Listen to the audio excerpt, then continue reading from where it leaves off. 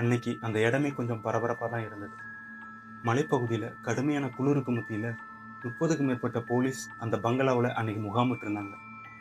என்னைக்கும் இல்லாம இன்னைக்கு இவ்வளோ போலீஸ் வந்திருக்கிறாங்களே அப்படின்னு அந்த ஊர் மக்கள் எல்லாம் அந்த பங்களாவுக்குள்ள போலீஸ் என்ன பண்ணிக்கிட்டு இருக்கிறாங்க அப்படின்னு வேடிக்கை பார்க்கறதுக்காகவே ஆர்வத்தோட அதிக அளவுல அங்க கூட ஆரம்பிச்சாங்க. இந்த நேரத்துல தான் அந்த பங்களாவுக்கு பின்புறத்துல இருக்கிற நீச்சல் குளம் பக்கத்துல சில போலீஸ் ஒரு குழிய தோண்டிக்கிட்டு இருக்கிறத அங்க இருந்த மக்கள் எல்லாம் பார்க்குறாங்க. போலீஸ் எதுக்காக சம்பந்தமே இல்லாம இங்க குழிய தோண்டிக்கிட்டு இருக்கிறாங்க அப்படின்னு அங்க வேடிக்கை பார்த்துக்கிட்டு இருந்த மக்கள் மனத்துல சில கேள்விகள் எழுந்தது. இந்த கேள்விகளுக்கான பதில் தான் அடுத்த சில நிமிடங்கள்ல ஒட்டுமொத்த நாட்டையே அதிர வைக்க போகுது அப்படின்னு அங்க இருந்தவங்க யாருமே அன்னைக்கு எதிர்பார்த்திருந்திருக்க மாட்டாங்க. இந்த நிலையில தான் சில நிமிடங்கள்ல அந்த குழிக்குள்ள போலீஸ் கண்டெடுத்த விஷயம் அங்கிருந்த போலீஸை மட்டும் இல்ல, அங்க சுத்தி வேடிக்கை பார்த்துக்கிட்டு இருந்த மொத்த மக்களையும் அதிர்ச்சியில உறைய வச்சது. அதாவது அந்த குழிக்குள்ள இருந்து வரிசையா அடுத்தடுத்து 6 எலும்பு கூடுகளை போலீஸ் வெளியே கொண்டு வந்தாங்க. அது மட்டும் இல்லாம அந்த குழிக்குள்ள ஒரு நாயோட எலும்பு கூடையும் போலீஸ் கண்டெடுத்தாங்க. பல மாதங்களா பூட்டப்பட்டிருந்த அந்த பங்களாக்குள்ள இத்தனை எலும்பு கூடுகள் எப்படி வந்தது? குழிக்குள்ள எலும்பு கூடுகளா கடந்தவங்கலாம் யாரு? முதல்ல இந்த பங்களா யாருடையது? 2011 ஜனவரி 31ஆம் தேதி மகாராஷ்டிரா மாநிலம் புனே பக்கத்துல உள்ள இகத்பூருக்கு விடுமுறைக்காக சென்ற நடிகையோட குடும்பத்துக்கு நடந்த கொடூரமான உண்மை சம்பவம் தான் இது. வணக்கம், நான் Vijay. Welcome to Vijay's report.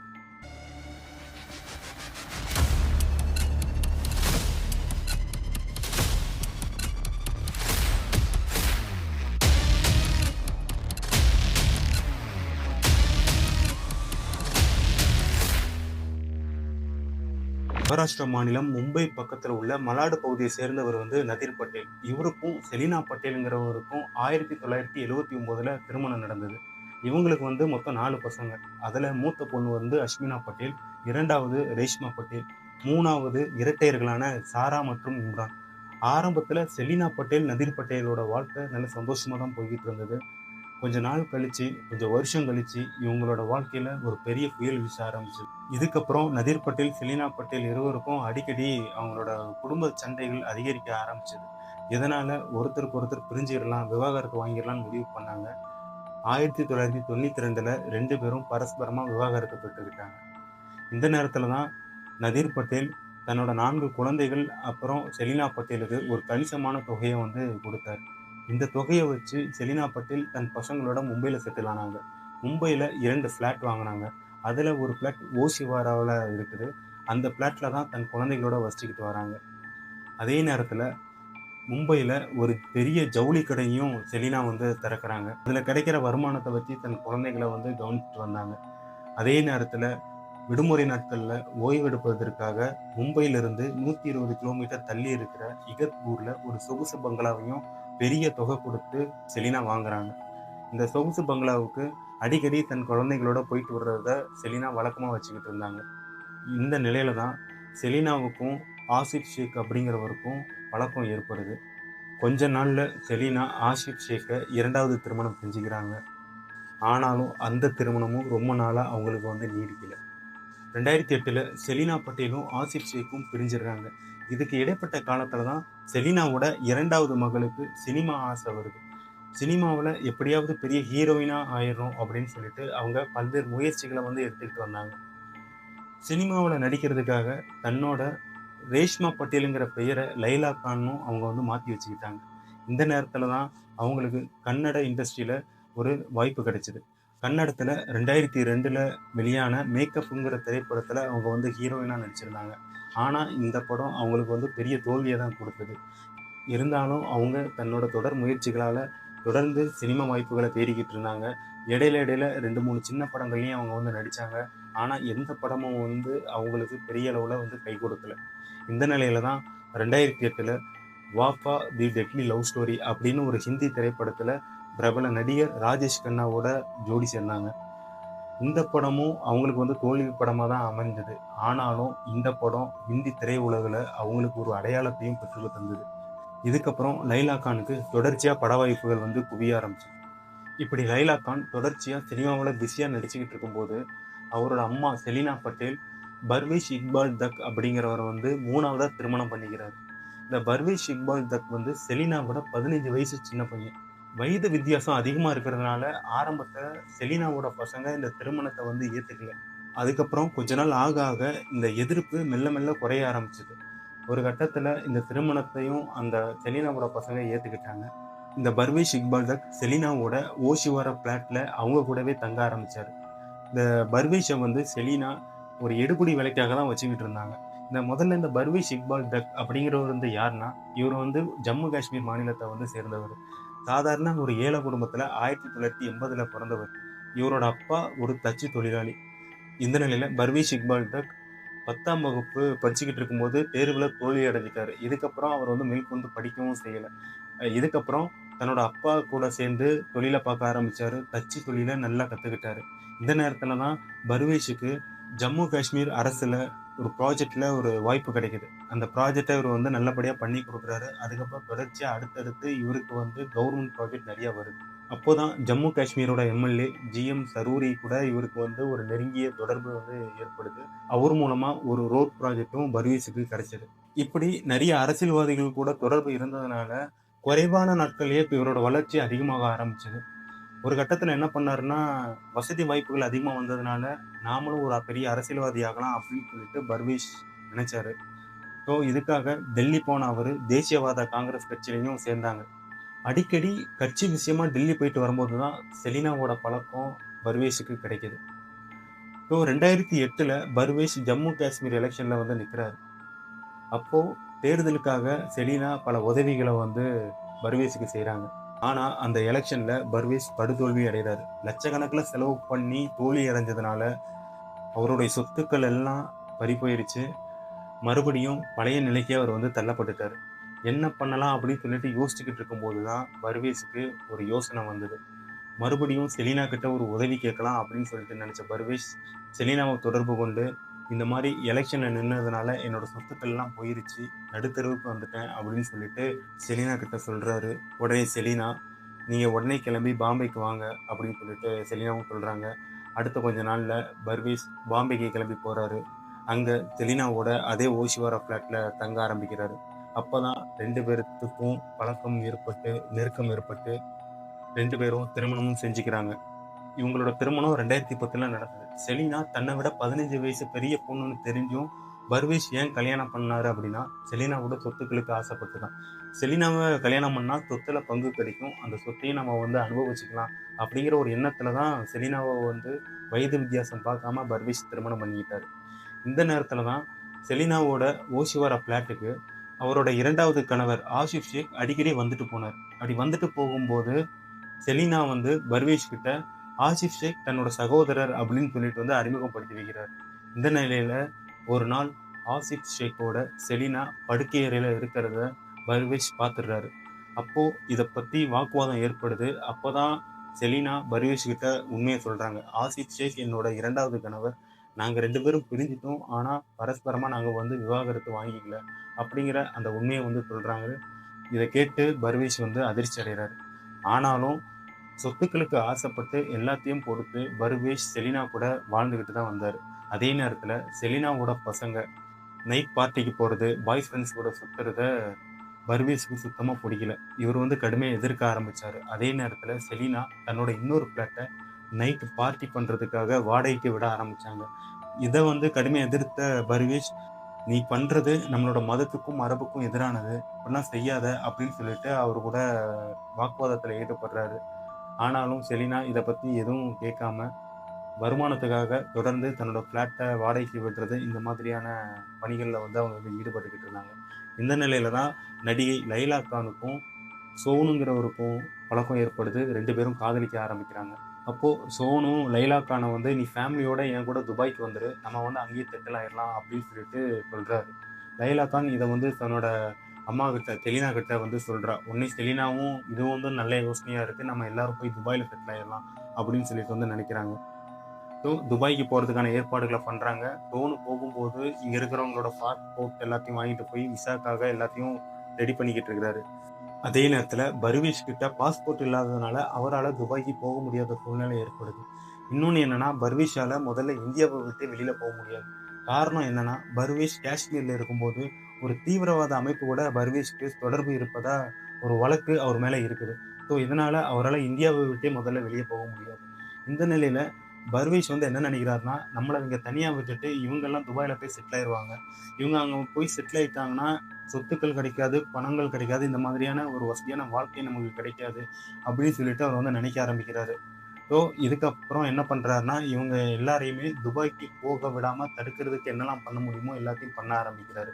இந்த நிலையில தான் நம்ம துபாய்க்கு போறதுக்கு முன்னாடி ஃபேமிலியா ஒரு டூர் போயிட்டு வந்துரலாம் அப்படின்னு சொல்லிட்டு செலினா தன்னோட பசங்க கிட்ட சொல்றா. ஸோ பசங்களும் இதுவும் நல்லா தான் இருக்கு. நாம ஒரு தடவை நம்மளோட ஃபார்ம் ஹவுஸ்க்கு போயிட்டு வந்துரலாம். அதாவது இகத்பூர்ல இருக்கிற தங்களோட பங்களாவுக்கு போயிட்டு வந்துரலாம். அங்க கொஞ்ச நாள் ஜாலியா என்ஜாய் பண்ணிட்டு வரலாம் அப்படின்னு சொல்லிட்டு அவங்களோட பசங்களும் சொல்றாங்க. 2011 ஜனவரி 31ஆம் தேதி எல்லாரும் கார்ல இகத்பூருக்கு கிளம்புறாங்க. கூட பர்வீஸையும் செலினா அழைச்சிட்டு போறாங்க. இகத்பூர்ல உள்ள பங்களாவுல பர்வேஸோட ஊர்க்காரரான ஜாகிர் ஹுசேன் அங்க வாட்ச்மேனா வேலை பார்த்துக்கிட்டு இருக்கிறாரு. இந்த வாட்ச்மேன் வேலையை வாங்கி கொடுத்தது வந்து பர்வேஸ் தான். எல்லாரும் அந்த பங்களாவுக்கு போறாங்க. கொஞ்ச நாள் அங்க ஜாலியா என்ஜாய் பண்றாங்க. இந்த நிலையில லைலா கான் வந்து என்ன சொல்றாங்கன்னா, ஒரு 2 நாள் ஷூட்டிங் மட்டும் இருக்கு. நான் வந்து மும்பைக்கு போயிட்டு அந்த ஷூட்டிங் முடிச்சுட்டு வந்துடுறேன் அப்படின்னு சொல்லிட்டு செலினா கிட்ட சொல்லிட்டு அவங்க வந்து கிளம்புறாங்க. ஸோ 2 நாள் அங்க ஷூட்டிங் முடிச்சுட்டு பிப்ரவரி 7ஆம் தேதி லைலா கான் மறுபடியும் அவங்களோட பங்களாவுக்கு திரும்பி வராங்க. பிப்ரவரி 8ஆம் தேதி வந்து ஜாரா இம்ரானோட பர்த்டே. ஸோ இதை வந்து நல்ல விமர்சையா கொண்டாடணும் அப்படின்னு சொல்லிட்டு செலினா முடிவு பண்றாங்க. இதனால பிப்ரவரி 8ஆம் தேதி நைட்டு அந்த பங்களால ஒரு பெரிய பார்ட்டியே நடக்குது. அந்த பார்ட்டியில வேற யாரும் கலந்துக்கல. அவங்க யாரெல்லாம் போனாங்களோ அவங்க மட்டும் தான் அந்த பார்ட்டியில இருக்கிறாங்க. நள்ளிரவை தாண்டி பார்ட்டி போய்கிட்டு இருக்குது. நைட்டு சரியா ஒரு 1 மணி இருக்கும். அப்போ செலினாவும் பர்வேஷும் பேசிக்கிட்டு இருக்கிறாங்க. அப்படி பேசிக்கிட்டு இருக்கும்போது செலினா வந்து பர்வேஷ் கிட்ட ஒரு விஷயத்த சொல்றான். என்னன்னா, நான் துபாய்க்கு போறதுக்கு முன்னாடி என்னோட சொத்துக்களுக்கு பவர் ஆஃப் அட்டார்னியா என்னோட 2வது கணவர் ஆஷிப் ஷேக்கை நியமிக்கலான்னு இருக்கேன் அப்படின்னு சொல்லிட்டு பர்வேஷ் கிட்ட வந்து செலினா சொல்றா. இதை கேட்டு பர்வேஷ் கோபம் அடைகிறான். நான் ஒருத்தன் இருக்கும்போது என்னை விட்டுட்டு நீ வந்து அவங்ககிட்ட கொடுக்குற எல்லா சொத்துக்களையும் என்கிட்ட கூட நான் பார்த்துக்கிறேன் அப்படின்னு சொல்லிட்டு அவங்களுக்குள்ள வாக்குவாதம் ஏற்படுது. ஸோ இந்த வாக்குவாதம் அதிகரிக்க அதிகரிக்க கோபம் அடைஞ்ச பர்வேஷ் என்ன பண்றாருன்னா, ஆல்ரெடி தான் தயாரா வச்சிருந்த அந்த கத்தி எடுத்து செலினாவோட கழுத்தையே அறுத்துடுறான். கழுத்தை அறுத்தவொடனே செலினா பயங்கரமா கத்துறா. கத்துற சவுண்டை கேட்டுட்டு மாடியில இருந்து இம்ரானும் ரேஷ்மா கானும் ஓடி வராங்க. பெட்ரூம்ல தன்னோட அம்மா ரத்த வெள்ளத்துல கிடக்கிறத பார்த்து இம்ரான் கான் கோவத்துல பர்வேஷை வந்து அடிக்கிறதுக்கு பாயிறாரு. அப்போ அங்க அந்த வீட்டோட வாட்ச்மேன் ஜாகிர் உதீன் ஒரு இரும்பு ராடால இம்ரானை அடிச்சு கொல்றாரு. இதுக்கப்புறம் பர்வேஷும் ஜாகிர் உதீனும் சேர்ந்து அந்த மொத்த குடும்பத்தையும் அடிச்சு கொல்றாங்க. கீழே செலினா, இம்ரான், ரேஷ்மா கான் இந்த 3 பேர்த்தையும் இரும்பு ராடால அடிச்சு கொன்றுறாங்க. மேல மாடியில லைலா கானும் அவரோட தங்கச்சி ஜாரா கான் அப்புறம் அஷ்மினா இந்த 3 பேரும் தூங்கிட்டு இருக்கிறாங்க பெட்ரூம்ல. இந்த சத்தம் வந்து பெட்ரூம்ல இருக்கிறவங்களுக்கு வந்து கேட்கல.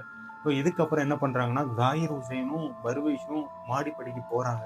அங்க பெட்ரூம்ல தூங்கிட்டு இருக்கும் போதே 3 பேரையும் அந்த இரும்பு ராடால தலையிலேயே அடிச்சு கொல்றாங்க. அதே நேரத்துல மும்பையில இருந்து அவங்க அந்த பங்களாவுக்கு கூட்டிட்டு போன அவங்க செல்லமா வளர்த்த அந்த நாயையும் பர்வேஸ் கான் விடல. அந்த நாயையும் அவர் வந்து அடிச்சு கொல்றாரு. பர்வேஷ் வந்து ஒரு ப்ரீ பிளானா தான் பண்ணிக்கிட்டு இருந்திருக்காரு. ஏன்னா இவங்க இந்த பங்களாக்கு வந்த உடனே பர்வேஷ் வந்து அந்த வீட்டுக்கு பின்னாடி இருக்கிற ஸ்விம்மிங் பூல் பக்கத்துல ஒரு பெரிய குழி தோண்டிக்கிட்டு இருந்தாரு. அதாவது 8 அடி அகலம் 6 அடி ஆழத்துல ஒரு பெரிய குழியை வந்து தோண்டிக்கிட்டு இருந்தாரு. இந்த குழியை வந்து எதுக்கு தோன்ற அப்படின்னு சொல்லிட்டு செலினா வந்து பர்வேஷ் கிட்ட கேட்கும்போது, இந்த குழி வந்து ஒரு பெரிய தண்ணி டேங்க் வைக்கிறதுக்காக நான் தோண்டிக்கிட்டு இருக்கேன் அப்படின்னு சொல்லிட்டு வந்து சொல்லியிருந்தாரு. ஸோ இதை வந்து செலினா வந்து பெருசா எடுத்துக்கல. ஸோ தண்ணி டேங்க் தானே வைக்க போறான் அப்படின்னு. ஆனா அவங்களுக்கு அன்னைக்கு அது தெரியல. இது வந்து நமக்கான தவக்குழி அப்படின்னு சொல்லிட்டு. ஸோ ஆல்ரெடி ஏற்கனவே தோண்டி வச்சிருந்த அந்த குழியில எல்லாரோட உடலையும் கொண்டு போய் அந்த குழியில போட்டு புதைச்சு மூடிடுறாங்க. அதே நேரத்துல வீட்டுல இருந்த தடயத்தை ஒண்ணு விடாம பர்வேஷ் வந்து கிளீன் பண்றாரு. கீழே பெட்ரூம்ல இருந்த ரத்தக்கரை, மாடியில பெட்ரூம்ல இருந்த ரத்தக்கரை எல்லாத்தையும் மறைக்கிறதுக்காக என்ன பண்றாருன்னா, அந்த பெட்ரூமையே கொளுத்திடுறாரு. இந்த பங்களா வந்து அந்த மலைப்பகுதியில தனிச்சிருக்கிறதுனால அங்க நடக்கிற சத்தம் எதுவுமே ஊர் மக்களுக்கு எதுவுமே கேட்கல. இது வந்து பர்வேஷ்க்கு வந்து ரொம்ப வசதியாகவும் போயிருக்கு. ஸோ அந்த பங்களால உள்ள தடயத்தை எல்லாத்தையும் அழிச்சிட்டு பர்வேஷ் அப்புறம் அந்த வாட்ச்மேன் ஜாகிர் உதீன் 2 பேரும் காரை எடுத்துட்டு மும்பை ஓஷிவாரா ஃப்ளாட்டுக்கு போறாங்க. அந்த ஃப்ளாட்ல போயிட்டு நகை பணம் எல்லாத்தையும் எடுத்துட்டு பர்வேஷும் அந்த ஜாகிர் உதீனும் காஷ்மீருக்கு தப்பிச்சு போறாங்க. அப்படி காஷ்மீருக்கு போகும்போது கார் டிரைவர் ஒருத்தரையும் பர்வேஷ் வந்து அரெஸ்ட் பண்றாரு. அந்த கார் டிரைவருக்கு ஒரு 15,000 கொடுக்குறாரு. 15,000 கொடுத்து இந்த காரை கொண்டு வந்து நீ காஷ்மீர்ல விட்டுட்டு போ அப்படின்னு சொல்லிட்டு சொல்றாரு. ஸோ அந்த கார் டிரைவரும் ஒத்துக்கிட்டு இந்த காஷ்மீருக்கு போறாங்க. இதுக்கடையில என்ன நடக்குன்னா, அந்த வாட்ச்மேனுக்கு வந்து ஒரு 50,000 பணத்தை கொடுத்து பர்வேஷ் எங்கேயாவது போயிரு அப்படின்னு சொல்லிட்டு சொல்லிடுறாரு. ஸோ இதுக்கப்புறம் அந்த வாட்ச்மேன் ஜாகிர் உதீன் எங்க போனாருன்னு யாருக்குமே தெரியல. காரோட காஷ்மீர்ல பர்வேஷ் வந்து செட்டில் ஆயிடுறாரு. அதே நேரத்துல செலினா தான் வந்து இந்த இகத்பூருக்கு வர்றதை பத்தி அவரோட உறவினர் ஃப்ரெண்ட்ஸ் யார்கிட்டயும் சொல்லாம தான் வந்திருந்தாங்க. அதனால அவங்களோட உறவினர் ஃப்ரெண்ட்ஸுக்கு வந்து இவங்க வந்து எங்க இருக்கிறாங்க எங்க போயிருக்காங்கன்னே தெரியாது. ஒரு 10-20 நாள் கழிச்சு தான் இவங்களுக்கே தெரியும் செலினாவும் அவரோட குடும்பத்தினரும் மும்பையிலேயே இல்லை அப்படின்னு சொல்லிட்டு. ஒருவேளை இவங்க வந்து துபாய்க்கு போயிட்டாங்களா, அவங்க போற மாதிரி பேசிக்கிட்டு இருந்தாங்களா, ஒருவேளை அங்க போயிட்டாங்களான்னு தெரியலன்னு சொல்லிட்டு ஒரு விதமான சந்தேகத்திலே இருந்தாங்க. இதுக்கடையில செலினாவோட முதல் ஹஸ்பண்ட் நதீர் பட்டேல் வந்து போலீஸ் ஸ்டேஷன்ல இந்த மாதிரி என்னோட ஃபேமிலி மெம்பர்ஸ் வந்து மிஸ் ஆயிட்டாங்க, கண்டுபிடிச்சு கொடுங்கன்னு சொல்லிட்டு ஒரு கம்ப்ளைண்ட் கொடுக்குறாரு. ஆனாலும் அந்த கம்ப்ளைண்ட் மேல பெரிய அளவுல போலீஸ் வந்து ஈடுபாடு காட்டல. தொடர்ந்து 3 முறை கம்ப்ளைண்ட் கொடுத்தும் போலீஸ் வந்து இதை வந்து அலட்சியமா தான் விட்டுக்கிட்டு இருந்தாங்க. இந்த நிலையில தான் 2011 டிசம்பர் மாதம் டெல்லியில நடந்த ஒரு வெடிகுண்டு வழக்கு சம்பந்தமா அதுல தொடர்புடைய ஒரு காரை ஜம்மு காஷ்மீர்ல பறிமுதல் பண்றாங்க. அந்த காரை பத்தி விசாரிக்கும் போதுதான் அது வந்து செலினாவோட கார் அப்படின்னு சொல்லிட்டு போலீஸுக்கு தெரிய வருது.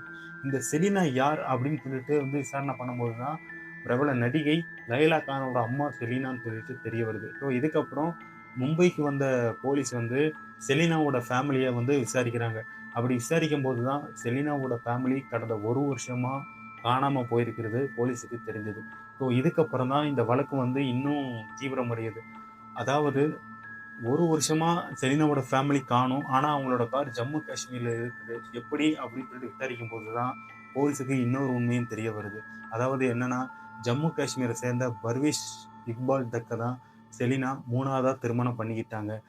ஜம்மு காஷ்மீருக்கும் செலினாவுக்கும் இருக்கிற தொடர்பு பர்வேஷ் இக்பால் தக் மட்டும்தான். அவரை பிடிச்சா எல்லா உண்மையும் தெரிய வரும் அப்படின்னு சொல்லிட்டு போலீஸ்க்கு தெரிய வருது. தொடர்ச்சியா இதை பத்தின செய்திகள் வெளியே வர பர்வேஷ் வந்து அதிர்ச்சி அடைய ஆரம்பிச்சாரு. ஸோ என்ன பண்ணாருன்னா, இங்க ஜம்மு காஷ்மீர்ல இருக்கிறது நல்லதில்லை, நம்ம உடனே இந்த இந்தியாவை விட்டு வெளியில எங்கேயாவது போயிடணும் அப்படின்னு சொல்லிட்டு அவர் வந்து நேபாளத்துக்கு தப்பிச்சு போயிடுறாரு. ஒரு பக்கம் போலீஸ் இந்தியாவில் ஜம்மு காஷ்மீர்ல, டெல்லியில, மும்பையில பர்வேஷை வந்து தேடிக்கிட்டு இருக்காங்க. ஆனா எங்கேயும் தேடியும் பர்வேஷை வந்து கண்டுபிடிக்க முடியல. இந்த நிலையில தான் ஜூன் மாதம் 21 பர்வேஷ் நேபாளத்திலிருந்து இந்தியாவுக்குள்ள வரும்போது இந்திய எல்லையில வச்சு போலீஸ் அவனை வந்து அரெஸ்ட் பண்றாங்க. அவனை அரெஸ்ட் பண்ணி மும்பைக்கு கொண்டு வந்து அவனை வந்து விசாரிக்கிறாங்க. விசாரிக்கும் போதுதான் போலீஸுக்கு எல்லா அதிர்ச்சிகரமான உண்மையும் தெரிய வருது. அதாவது அப்போ பர்வேஷ் வந்து போலீஸ்கிட்ட சொல்றான், நான் தான் செலினாவோட மொத்த ஃபேமிலியும் அடிச்சு கொன்னேன், அவங்களோட உடல்கள் எல்லாத்தையும் இகத்பூர்ல உள்ள அந்த பங்களாவில் நான் புதைச்சி வச்சிருக்கிறேன் அப்படின்னு சொல்லிட்டு. இதுக்கப்புறம் தான் போலீஸ் ஜூன் 24 அந்த இகத்பூர் பங்களாவுக்கு போறாங்க. கிட்டத்தட்ட 30க்கும் மேற்பட்ட போலீஸ் அந்த பங்களாவுக்கு போறாங்க. இப்போதான் நான் வந்து இன்ட்ரோ சொன்ன சம்பவங்கள்லாம் நடக்குது. பர்வேஷ் இக்பால் தக் அவங்கள வந்து எங்க புதைச்சி வச்சேன் அப்படின்னு சொல்லிட்டு அந்த இடத்த காட்டுறாரு. அப்படி அவன் காட்டின இடத்த போலீஸ் தோண்டும் போதுதான் போலீஸுக்கு உண்மை தெரிய வருது. அதுல வந்து 6 பேர் உடல் இருந்தது. செலினாவோட உடல், அவரோட முதல் பொண்ணு அஷ்மினா, 2வது பொண்ணு லைலா கான், 3வது ஜாரா இம்ரான், 4வது அவங்களோட உறவினர் ரேஷ்மா கான், அப்புறம் அவங்களோட நாய், இப்படின்னு 6 பேரோட உடலும் ஒரு நாயோட எலும்பு கூடும் அந்த குழியிலிருந்து கண்டெடுத்தாங்க. ஸோ இதை பத்தி வந்து போலீஸ் வந்து பர்வேஷ் கிட்ட விசாரிக்கும் போது தான் பர்வேஷ் வந்து சொல்றாரு, இந்த மாதிரி நான் வந்து அவர் வந்து 3வது திருமணம் பண்ணியிருந்தேன், அவங்களோட நடவடிக்கைகள் எதுவுமே எனக்கு பிடிக்கல, என்னைய விட்டுட்டு அவங்க வந்து துபாய் போகிறதுக்கு பிளான் பண்ணியிருந்தாங்க, என்னைய வந்து தனித்து விட்டுட்டு அவங்க வந்து போக முடிவு பண்ணது வந்து எனக்குள்ள அவங்க மேலே கோபத்தை ஏற்படுத்துச்சு. ஸோ அவங்கள வந்து துபாய்க்கு போக விடாமல் தடுக்கணும் அப்படிங்கிற ஒரு எண்ணத்தில் தான் நான் வந்து அவங்கள வந்து அடிச்சு கொன்னேன் அப்படின்னு சொல்லிட்டு இந்த தகவலை போலீஸ்கிட்ட சொல்றாரு. ஸோ இந்த வழக்கு விசாரணை தொடர்ச்சியாக நடந்து வந்துகிட்டு இருந்தது. அதே நேரத்தில் பர்வேஷ் இக்பால் தக்குக்கு உதவியாக இருந்த அந்த வாட்ச்மேன் ஜாகிருதீன் எங்கே போனாருன்னு இப்போ வரைக்கும் தெரியல. போலீஸ் இப்போ வரைக்கும் அவரை வந்து கண்டுபிடிக்கல. அதே நேரத்தில் 2024 பர்வேஷ் இக்பால் தக்குக்கு நீதிமன்றம் மரண தண்டனையும் விதிச்சு. 2011 ஜனவரி மாதம் 31 காணாமல் போன இந்த நடிகையோட குடும்பம் 2012 ஜூலை மாதம் அவங்களோட சொகுசு பங்களால இருந்து எலும்புக்கூடுகளா மீட்கப்பட்ட இந்த சம்பவம் அன்னைக்கு இந்தியாவையே அதிர வச்சு. 2012லேருந்து நடந்துட்டு வந்த இந்த வழக்குக்கு 2024ல தான் தீர்ப்பும் கிடைச்சது. இது மாதிரியான உண்மை சம்பவத்தை நீங்கள் தொடர்ந்து பார்க்க விஜய் ரிப்போர்ட்ஸ் யூடியூப் சேனலை சப்ஸ்கிரைப் பண்ணுங்க, லைக் பண்ணுங்க, ஷேர் பண்ணுங்க. மீண்டும் ஒரு உண்மை சம்பவத்துடன் உங்களை சந்திக்கிறேன். நன்றி.